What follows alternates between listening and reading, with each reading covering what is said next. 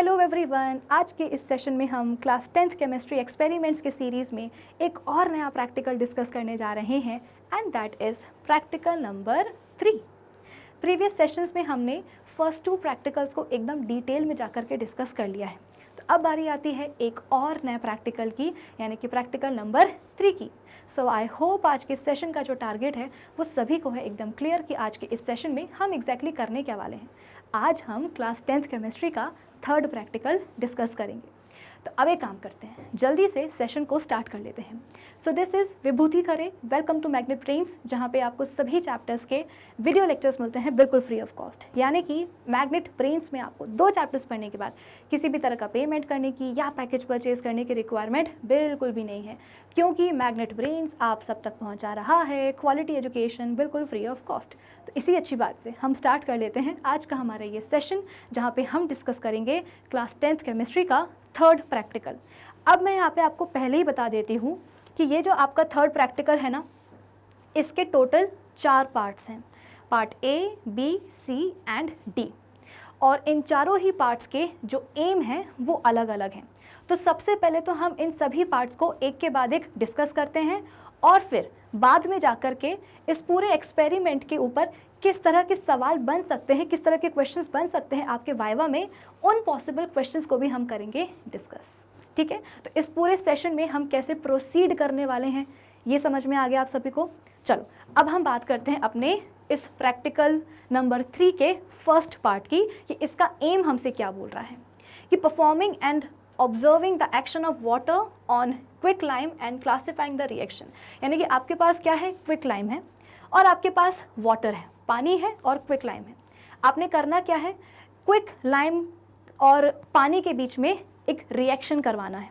ठीक है, performing and observing the action of water on quicklime, या आप ये भी बोल सकते हो कि क्विकलाइम के ऊपर आपने पानी डाल देना है, फिर इसके बाद में देखना है कि होगा क्या, ऑब्जर्व करना है।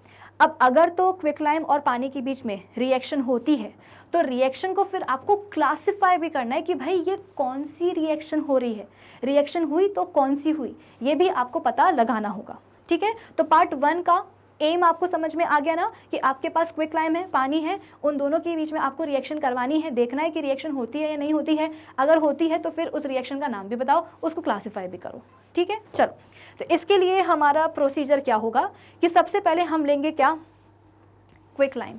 अब ये क्विकलाइम क्या होता है, कैल्शियम ऑक्साइड। क्या होता है, कैल्शियम ऑक्साइड। ठीक है, CaO, ये है अपना क्या, क्विकलाइम, कैल्शियम ऑक्साइड। और हमने बेसिकली एक टेस्ट ट्यूब ली है, उसमें हमने थोड़ा सा, या टेस्ट ट्यूब नहीं, आप एक बीकर ले लो। ठीक है, बीकर में और अच्छी तरीके से समझ में आएगा। एक बीकर लो, उसमें आप डालो क्या, कैल्शियम ऑक्साइड यानी कि क्विकलाइम।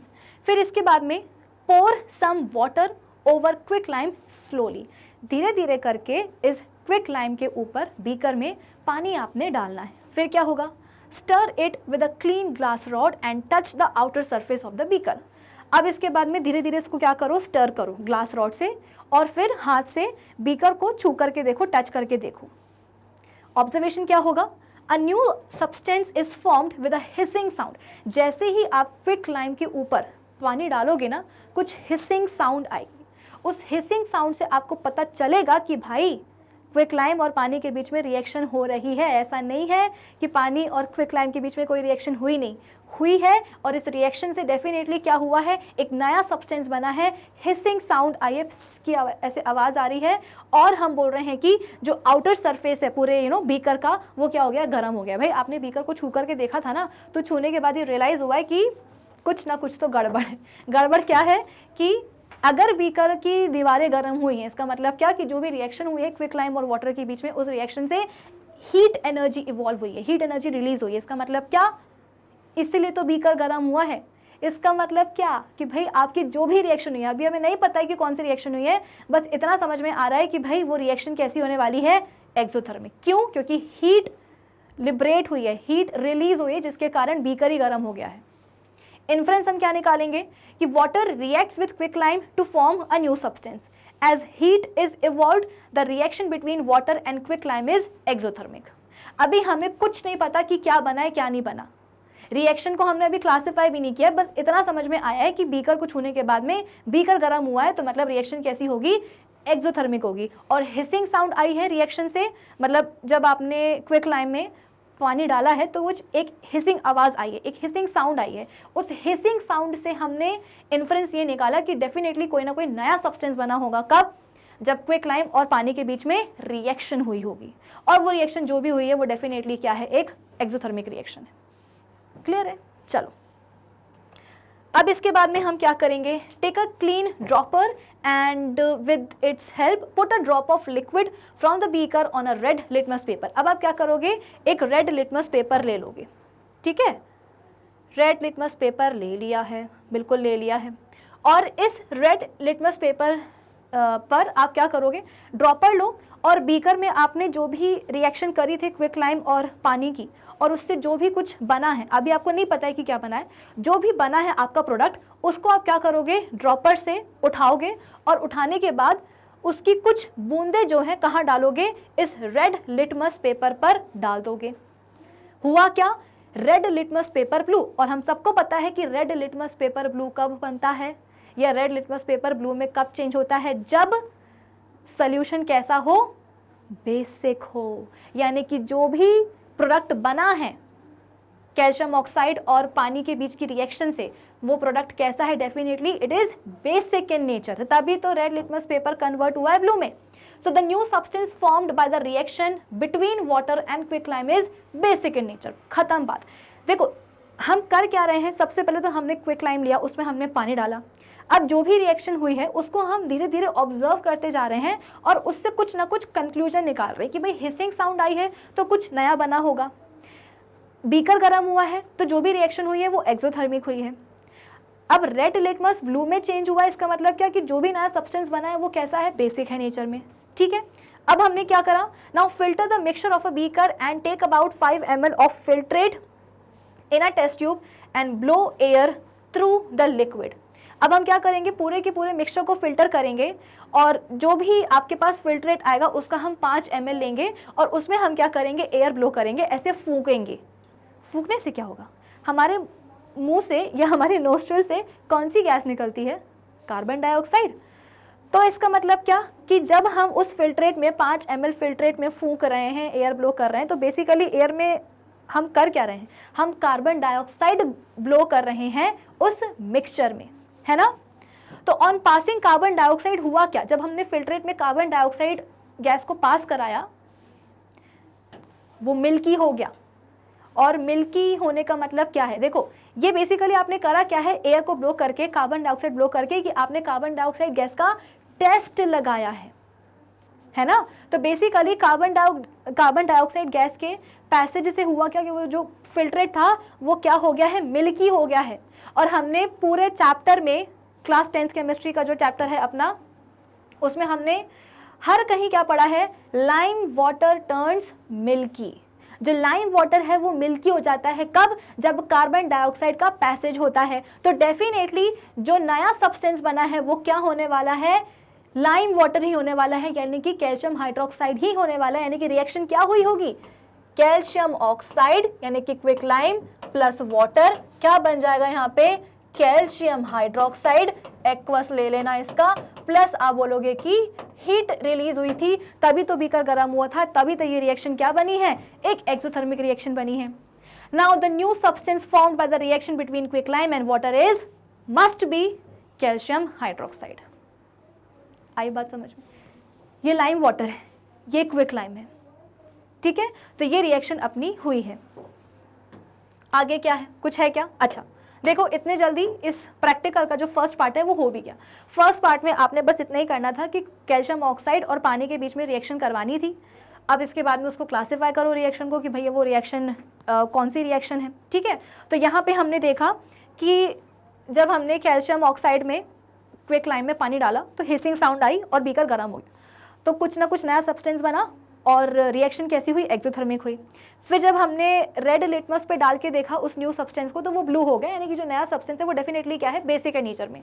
फिर उसको हमने फिल्टर करके 5 ml फिल्ट्रेट में कार्बन डाइऑक्साइड गैस को ब्लो किया तो वो मिल्की हो गया, यानी कि डेफिनेटली वो नया सब्सटेंस क्या होगा, कैल्शियम हाइड्रोक्साइड ही होगा, ठीक है। और जो रिएक्शन है वो मैंने आपको पूरी यहाँ पे बता दी है। तो ये रिएक्शन आपको कैसी दिखाई दे रही है, कॉम्बिनेशन है कि नहीं है? भाई आपको रिएक्शन क्लासीफाई करना है ना, तो ये रिएक्शन आपको कॉम्बिनेशन रिएक्शन नहीं दिखाई दे रही है। दो नए सब्सटेंसेस मिलकर के क्या कर रहे हैं, एक तीसरा नया सब्सटेंस बना रहे हैं, तो ये क्या होगी, कॉम्बिनेशन रिएक्शन होगी। तो हमने रिएक्शन भी क्या कर दी है, क्लासीफाई कर दी, यानी कि पार्ट 1 होता है अपना कंप्लीट। सेकेंड पार्ट पर आते हैं कि performing and observing the action of heat on ferrous sulphate crystals and classifying the reaction. अब हमारे पास क्या है, टेस्ट ट्यूब में हमने फेरस सल्फेट के यानी कि FeSO4 के क्या लिए हैं, क्रिस्टल्स लिए हैं, और उनको हम क्या करने वाले हैं, बेसिकली हीट करने वाले हैं। और हीट करने के बाद में हम देखेंगे कि क्या होता है क्या नहीं होता। अगर कुछ हो रहा है, रिएक्शन हो रही है मतलब, तो फिर उसको हम क्लासीफाई भी करना सीखेंगे। चलो, तो हमने 2 ग्राम क्रिस्टल लिए हैं फेरस सल्फेट के ड्राई टेस्ट ट्यूब में, और अब हम क्या कर रहे हैं, उसका कलर नोट कर रहे हैं। तो कलर क्या निकल करके आया है, ग्रीन कलर आया है। तो the colour of ferrous sulphate क्या है, ग्रीन है। ठीक है, हमने कंक्लूजन ये निकाला। अगर आपको याद हो तो हमने पहले भी पढ़ा है चैप्टर में कि फेरस सल्फेट सोल्यूशन का जो कलर है वो क्या होता है, ग्रीन कलर का होता है, पेल ग्रीन। क्यों? क्योंकि फेरस सल्फेट के जो क्रिस्टल्स हैं वो खुद ही कैसे होते हैं, ग्रीन कलर के होते हैं। तो यहाँ पे हमने इन्फ्रेंस क्या निकाला ऑब्जर्वेशन से कि फेरस सल्फेट का कलर क्या है, ग्रीन है। अब हम क्या करेंगे, टेस्ट ट्यूब को गर्म करना शुरू करेंगे। जैसे ही हमने टेस्ट ट्यूब, भाई टेस्ट ट्यूब के अंदर फेरस सल्फेट के 2 ग्राम क्रिस्टल्स थे, जब हमने उनको हीट किया तो हुआ क्या कि जो ग्रीन कलर था अब वो चेंज हो चुका है किसमें, क्रिस्टल्स का जो ग्रीन कलर था अब वो चेंज हो चुका है किसमें, ब्राउन में। प्लस कलरलेस गैसेस जो है इवॉल्व हो रही हैं। अब आप बोलोगे कि मैम अगर गैसेस कलरलेस है तो फिर हमें पता कैसे चला कि गैसेस इवॉल्व हो रही हैं? तो जलते हुए सल्फर की ना स्मेल आ रही है, ऐसा लग रहा है कि सल्फर जल रहा है। तो जलते हुए सल्फर की स्मेल आ रही है, इसका मतलब क्या कि कोई ना कोई कलरलेस गैस इवॉल्व हो रही है।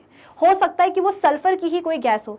भाई अगर सल्फर के जलने की बदबू आ रही है तो इसका मतलब क्या होगा कि सल्फर ही जल रहा होगा, यानी कि सल्फर की ही कोई गैस बन रही होगी, रिलीज हो रही होगी। ठीक है, तो जब हम फेरस सल्फेट के क्रिस्टल्स को हीट करते हैं तो क्रिस्टल्स का जो ग्रीन कलर है वो चेंज होता है किसमें, ब्राउन में, और सल्फर के जलने की स्मेल आती है, और तब हमें पता चलता है कि भैया कुछ कलरलेस गैसेस रिलीज हुई हैं। इन्फ्रेंस हम क्या निकालेंगे कि भैया हीट करने पर फेरस सल्फेट के क्रिस्टल्स को कुछ ना कुछ नया सब्सटेंस बना है। अगर आपको ध्यान हो तो मैंने आपको बताया हमेशा कि जब भी कोई केमिकल रिएक्शन होती है तो हमेशा एक नया सब्सटेंस बनता ही है। अब केमिकल रिएक्शन हो रही है, इसका हमें पता कैसे चलता है, टेम्परेचर चेंज हो जाता है, कलर चेंज हो जाता है, स्मेल जो है ना आने लगती है, तो मतलब गैस की स्मेल आने लगती है। तो यहाँ पे हो तो रहा है सब कुछ, कलर चेंज हुआ कि नहीं हुआ, क्रिस्टल्स का जो कलर है फेरस सल्फेट का वो ग्रीन से ब्राउन हो गया, सल्फर की जलने की स्मेल आई, इसका मतलब क्या कि कोई ना कोई गैसेस भी इवॉल्व हुई होंगी। तो गैसेस इवॉल्व हो रही हैं, कलर चेंज हो रहा है, इसका मतलब क्या कि डेफिनेटली कोई ना कोई रिएक्शन तो हुई ही हुई है। रिएक्शन हुई इसका मतलब क्या कि कोई ना कोई नया सब्सटेंस बना ही है। कब? जब हमने फेरस सल्फेट को हीट किया है, उसके क्रिस्टल्स को जब हमने हीट किया है। अब हम क्या करेंगे, अब हम इस पूरी टेस्ट ट्यूब के ऊपर, मतलब इसी टेस्ट ट्यूब में हम क्या कर रहे थे, फेरस सल्फेट के क्रिस्टल्स को गर्म कर रहे थे। नीचे आपने देखा होगा कि लैंप रखा हुआ है। अब हम क्या करेंगे, इस टेस्ट ट्यूब की माउथ के पास, टेस्ट ट्यूब की माउथ के पास आप बोल सकते हो कि ब्लू लिटमस लेकर के आएंगे। क्या लेकर के आएंगे, वेट ब्लू लिटमस पेपर लेकर के आएंगे, गीला ब्लू लिटमस पेपर लेकर के आएंगे। क्यों? क्योंकि हमको पता है कि इस टेस्ट ट्यूब में से, इस टेस्ट ट्यूब में जो भी रिएक्शन हुई है उससे कुछ कलरलेस गैसेस रिलीज हुई हैं, और उन गैसेस से हमें स्मेल किसकी आ रही है, जलते हुए सल्फर की। तो हो सकता है कि सल्फर की ही गैसेस हों, है ना।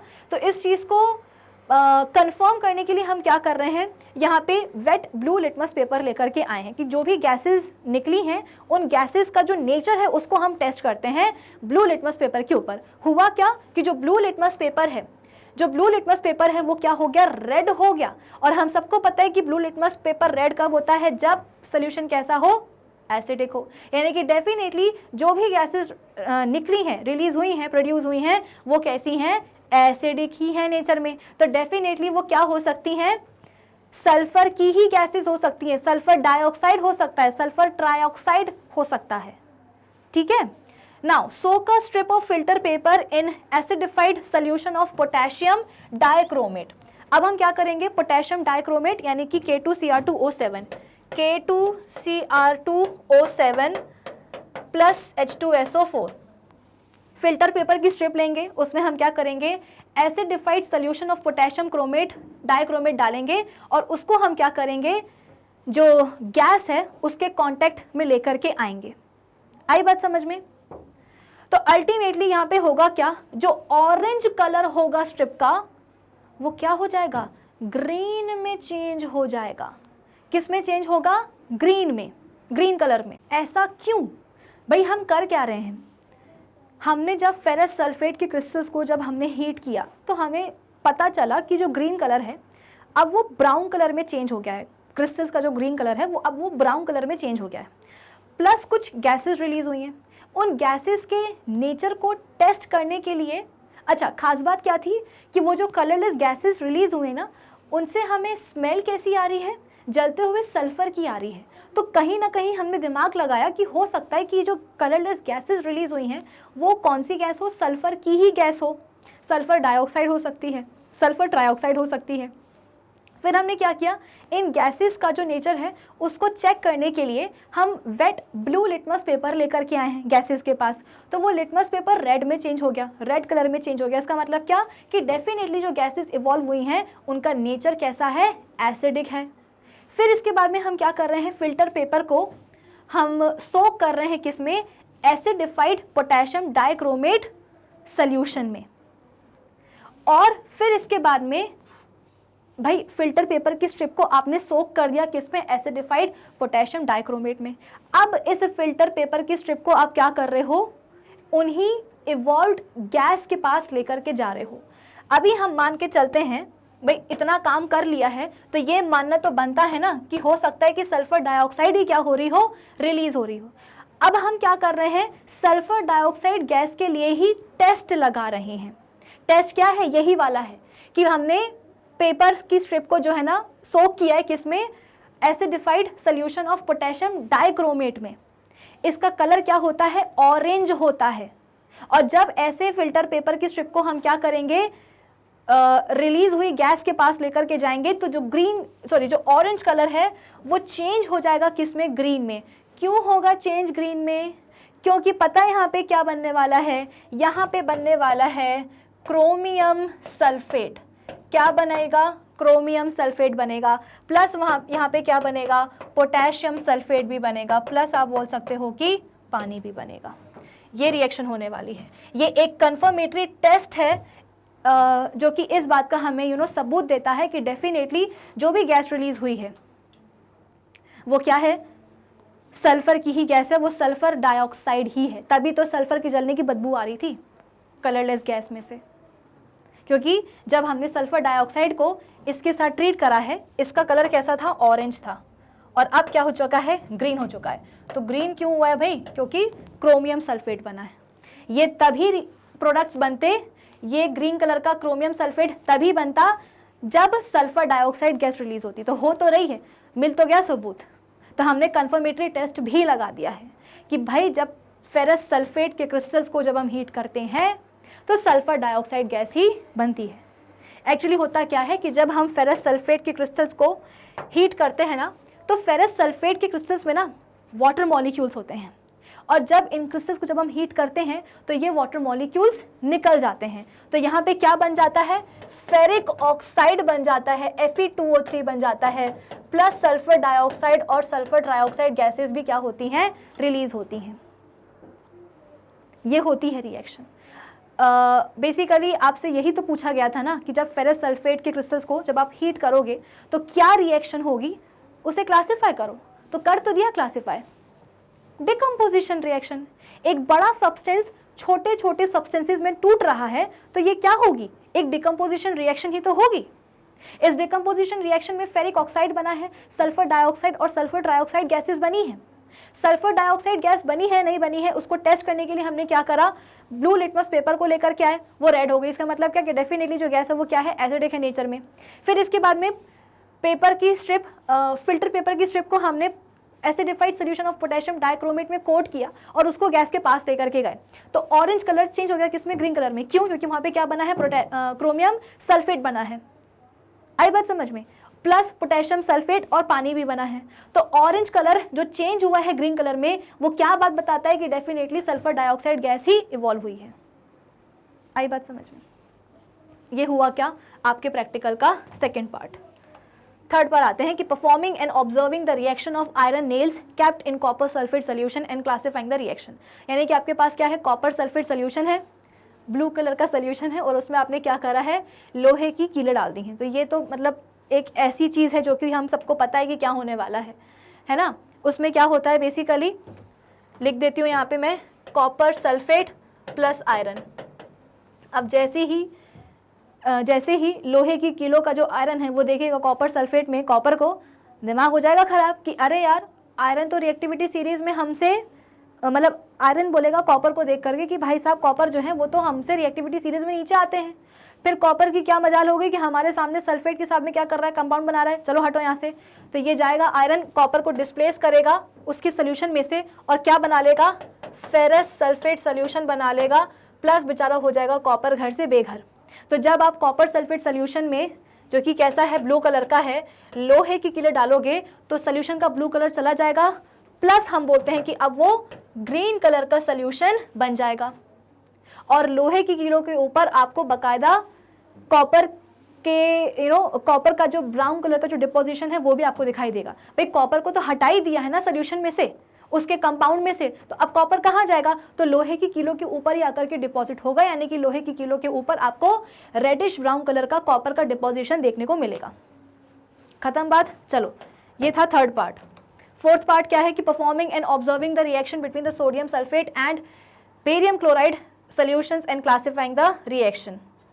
अच्छा हाँ, यहाँ पे भी तो हमको रिएक्शन को क्लासिफाई करना था। तो यहाँ पे क्या हुई है, डिस्प्लेसमेंट रिएक्शन हुई है, आयरन ने कॉपर को डिस्प्लेस किया ना। चलो, तो पहली थी अपनी कॉम्बिनेशन रिएक्शन, दूसरी थी अपनी डिकम्पोजिशन रिएक्शन, ये थी अपनी डिस्प्लेसमेंट रिएक्शन। अब आगे देखते हैं कि यहाँ पे क्या हो रहा है। हमारे पास है, हमने एक टेस्ट ट्यूब में क्या लिया है, बेरियम क्लोराइड लिया है, कलरलेस होता है ये, और दूसरे में हमने लिया है सोडियम सल्फेट, ये भी क्या है, कलरलेस है। अब हम क्या कर रहे हैं, एक बीकर में दोनों ही सोल्यूशंस को क्या कर रहे हैं, मिक्स कर रहे हैं। तो यहाँ पे हमको एक क्लियर सोल्यूशन मिल रहा है, और दूसरी तरफ इस बीकर में नीचे की तरफ आपको क्या मिल रहा है, पीपीटी मिल रहा है, वो भी वाइट कलर का। ये वाइट कलर का पीपीटी क्या होने वाला है, किसका होने वाला है, बेरियम सल्फेट का होने वाला है। और ऊपर जो आपको क्लियर सोल्यूशन दिखाई दे रहा है वो किसका है, सोडियम क्लोराइड का है, नमक का है। तो हुआ क्या, रिएक्शन क्या होने वाली है यहाँ पे, सोडियम सल्फेट है ना आपके पास, sodium sulphate plus barium chloride. तो यहाँ पे आप बोल सकते हो कि NaCl बन जाएगा प्लस बेरियम सल्फेट बन जाएगा। तो बेरियम सल्फेट का यहाँ पे आपको व्हाइट पीपीटी दिखाई देगा और NaCl का सोल्यूशन दिखाई देगा, क्लियर सोल्यूशन। तो यहाँ पे डबल डिस्प्लेसमेंट रिएक्शन हुई है कि नहीं हुई है ना। ये इसकी जगह पे चला गया और ये इसकी जगह पे आ गया, तो क्या बन गया, sodium chloride and barium sulphate. तो ये क्या हुआ, डबल डिस्प्लेसमेंट रिएक्शन हुई। तो चारों ही पार्ट्स हमने देख लिए हैं और चारों ही पार्ट्स में हुआ क्या, हमको अलग अलग रिएक्शन देखने को मिली है। अब जरा वाइवा के क्वेश्चंस को हम फेस करते हैं कि फर्स्ट क्वेश्चन क्या है कि what is the aim of your experiment. आपसे पूछा गया कि आपके एक्सपेरिमेंट का एम क्या था, तो आप बोलोगे कि इस पूरे एक्सपेरिमेंट में हमने क्या करा है, अलग अलग टाइप की रिएक्शंस को ऑब्जर्व किया है, वेरियस टाइप की रिएक्शंस को हमने क्या किया है, परफॉर्म किया है। The aim of my experiment is to study the various types of chemical reaction, combination, decomposition, displacement, double displacement, सब तो पढ़ लिया। चलो नेक्स्ट क्या है, how many types of chemical reactions are these. आपसे पूछा आर देयर कि कौन कौन सी केमिकल रिएक्शंस हुई हैं, तो आप बोलोगे कि भैया कॉम्बिनेशन हुई थी, डिकम्पोजिशन हुई थी, डिस्प्लेसमेंट हुई थी और डबल डिस्प्लेसमेंट रिएक्शन हुई थी। नेक्स्ट सवाल पूछा जाएगा कि what type of reaction is combustion of hydrogen. अगर आप हाइड्रोजन का कंबशन कराते हो तो भाई कंबशन के लिए तो क्या चाहिए है, ऑक्सीजन चाहिए कि नहीं चाहिए है। तो H2 + O2 मिलकर क्या बना देंगे, H2O, यानी कि दो सब्सटेंसेस मिलकर क्या कर रहे हैं, एक तीसरा नया सब्सटेंस बना रहे हैं। तो यहाँ पे आप बोल सकते हो कि ये कौन सी रिएक्शन होगी, कॉम्बिनेशन रिएक्शन होगी। दो मिलके तीसरा नया सब्सटेंस बना रहे हैं, दो गैसेस मिलके क्या कर रही हैं, एक तीसरा नया सब्सटेंस पानी बना रही है। तो डेफिनेटली ये रिएक्शन क्या होगी, कॉम्बिनेशन रिएक्शन ही होगी। ठीक है, give the equation involve in the above process. आगे रिएक्शन इन्वॉल्व, ये तो बैलेंस वाली है। ठीक है, तो H2 + O2 क्या मिलेगा, H2O, liquid gas gas.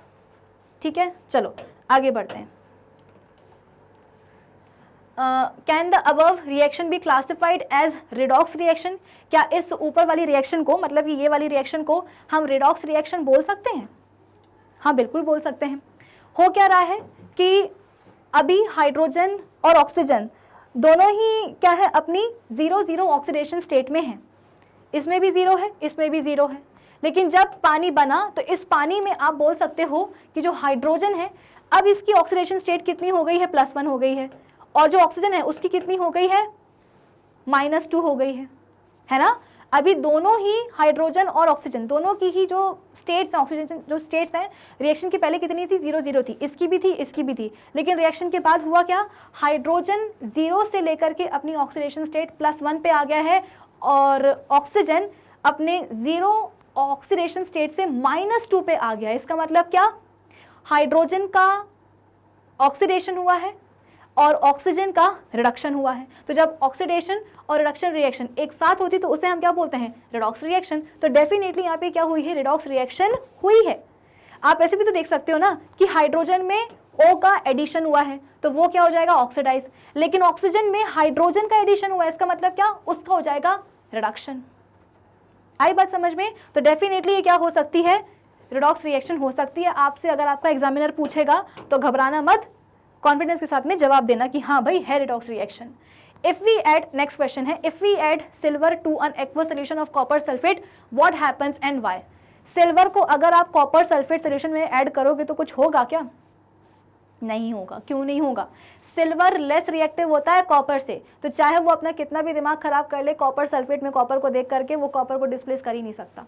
So no changes observed because Ag being less reactive than copper and is unable to displace it from its salt solution, तो कोई रिएक्शन नहीं होगी। Next question, what would happen if dilute HCl is added to lead acetate. तो अच्छा, अगर हम क्या करेंगे, लेड एसीटेट में डाइल्यूट HCl डालेंगे तो फिर क्या होगा। भाई लेड जो है वो हाइड्रोजन से ज़्यादा रिएक्टिव होता है, तो वो क्या करेगा, लेड हाइड्रोजन को HCl में से डिस्प्लेस कर देगा और खुद उसकी जगह पे जाकर के बैठ जाएगा। तो यहाँ पे क्या बन जाएगा भाई, यहाँ पे बन जाएगा lead chloride. White PPT of lead chloride will be obtained. हमने क्या करा है, लेड एसीटेट में HCl डाल दिया है।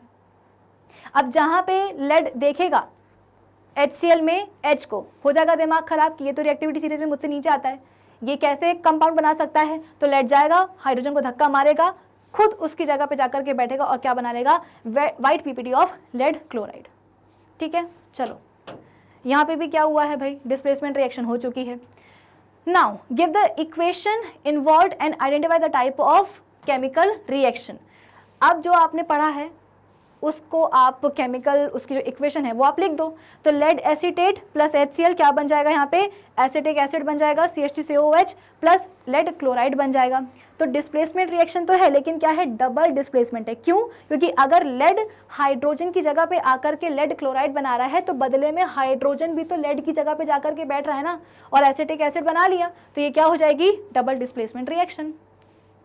चलिए नेक्स्ट क्या है, identify the type of chemical reaction occurring in the forward and backward processes of. अच्छा, यहाँ पे हो क्या रहा है कि आपके पास कैल्शियम कार्बोनेट है, हीट जब आपने उसको दी तो वो टूट रहा है किसमें, कैल्शियम ऑक्साइड में और कार्बन डाइऑक्साइड में। ठीक है, तो फॉरवर्ड रिएक्शन क्या होने वाली है, डिकम्पोजिशन। जब कोई चीज़ टूटती है तो वो डिकम्पोजिशन ही तो होती है। सिमिलरली आप क्या करोगे, अगर कैल्शियम ऑक्साइड को जोड़ दोगे, मिला दोगे किसके साथ, कार्बन डाइऑक्साइड के साथ, तो क्या बन जाएगा, कैल्शियम कार्बोनेट। तो ये क्या हो जाएगी, बैकवर्ड रिएक्शन क्या हो जाएगी, कॉम्बिनेशन रिएक्शन। कोई चीज़ टूट रही है तो डिकम्पोजिशन, कोई चीज़ बन रही है तो कॉम्बिनेशन रिएक्शन। तो forward reaction will be decomposition and backward reaction will be combination reaction. चलिए अगला सवाल कि what type of reaction is this. यहाँ पे हो क्या रहा है, सोडियम कार्बोनेट है, HCl है, तो इनके बीच में जो रिएक्शन हो रही है वो कैसी रिएक्शन है। सोडियम जाकर के हटा देगा HCl में से H को, खुद क्या बना लेगा, NaCl, बदले में H जाएगा उसके बगल में जाकर के, मतलब H भी तो बदला लेगा ना, तो हाइड्रोजन क्या करेगा, सोडियम की जगह जाके बैठ जाएगा और क्या बना लेगा, बेसिकली यहाँ पे H2CO3 बना लेगा। ठीक है, ये रिएक्शन पता है कैसे होती है, सोडियम जाके डिस्प्लेस करता है H को और क्या बना लेता है, NaCl। H जाएगा और क्या करेगा, यहाँ पे बैठ जाएगा और H2CO3 बना लेगा। अब ये H2CO3 क्या होता है, टूटता है किसमें, तो पानी और कार्बन डाइऑक्साइड में। कुछ ऐसे ये रिएक्शन होती है, पहले कार्बोनिक एसिड बनेगा, इसके बाद में टूटेगा किसमें, कार्बन डाइऑक्साइड में और पानी में। तो यहाँ पे भी क्या हुआ है, डबल डिस्प्लेसमेंट रिएक्शन ही हुई है। ये आगे जाके टूट रहा है वो बात अलग है, लेकिन शुरुआत में तो यही बन रहा है ना, इसका मतलब क्या, डबल डिस्प्लेसमेंट। चलो नेक्स्ट क्या है, how is it a double displacement reaction. की डबल डिस्प्लेसमेंट रिएक्शन कैसे हुई है भाई, तो इन दिस रिएक्शन कार्बोनेट और जो क्लोराइड आयंस हैं वो क्या कर रहे हैं, इंटरचेंज कर रहे हैं अपनी पोजीशंस को, और फिर इसके बाद में ये जो H2CO3 बना है ये क्या करेगा, डिकम्पोजिशन में उतरेगा और कार्बन डाइऑक्साइड और पानी बना देगा, जो मैंने आपको बताया था। ठीक है, चलो why do displacement reaction occur. Displacement reactions क्यों होती हैं, जब एक ज़्यादा रिएक्टिव मेटल किसी दूसरे मेटल को धक्का मार देता है, उसी के सॉल्ट सोल्यूशन में से डिस्प्लेस कर देता है, तो डिस्प्लेसमेंट रिएक्शन हो जाती है। तो displacement reactions occur due to the difference in the reactivities of elements.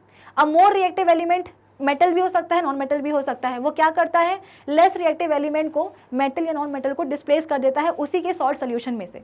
तो रिएक्टिविटी का खेल है, एक एलिमेंट ज़्यादा रिएक्टिव है दूसरे एलिमेंट से, तो जो ज़्यादा रिएक्टिव होता है एलिमेंट वो लेस रिएक्टिव एलिमेंट को क्या करता है, डोमिनेट करने की कोशिश करता है और उस लेस रिएक्टिव एलिमेंट को उसी के सॉल्ट सोल्यूशन में से डिस्प्लेस कर दिया जाता है। तो इसीलिए हम बोलते हैं कि रिएक्टिविटीज़ में डिफरेंसेस हैं एलिमेंट्स के बीच में, इसीलिए डिस्प्लेसमेंट रिएक्शन होती है। तो भाई आज की सेशन के लिए बस इतना ही। आज हमने अपना थर्ड प्रैक्टिकल भी कर लिया है डिस्कस, उसके चारों पार्ट्स कर लिए हैं डिस्कस, वाइवा के क्वेश्चंस भी कर लिए डिस्कस, यानी कि अपना थर्ड प्रैक्टिकल होता है कंप्लीट। अब आगे हम मिलेंगे अपने नेक्स्ट सेशन में, और नेक्स्ट सेशन में हम करेंगे अपने फोर्थ और लास्ट प्रैक्टिकल को डिस्कस। सो आई होप आज की सेशन की सभी बातें समझ में आई होंगी। मिलेंगे हम अपने नेक्स्ट सेशन में, तब तक आप क्या करोगे, विजिट कर लेना हमारी ऑफिशियल वेबसाइट magnetbrains.com। जैसे विजिट करोगे तो आपके सामने खुल जाएगा ये वाला पेज जहाँ पे लिखा रहेगा India's number 1 100% free online education platform, जहाँ पे आपके पास क्लास 12 से लेकर के किंडरगार्टन तक के सभी कोर्सेज होते हैं अवेलेबल। तो क्लास 10th की आपको जो भी चीज़ें देखनी हो, जो भी सब्जेक्ट्स देखने हो, आप यहाँ से देख सकते हो। ठीक है, तो फ़ायदा क्या होता है वेबसाइट को विजिट करने का, कि यहाँ पे आपको सभी चैप्टर्स के सभी लेक्चर्स एकदम प्रॉपर्ली सीक्वेंस में अरेंज्ड मिलते हैं, प्लस सभी टॉपिक्स के होते हैं नोट्स भी available. So do visit our official website, कौन सी वाली, यही वाली magnetbrains.com। Till then keep learning with Magnet Brains. Thank you for watching.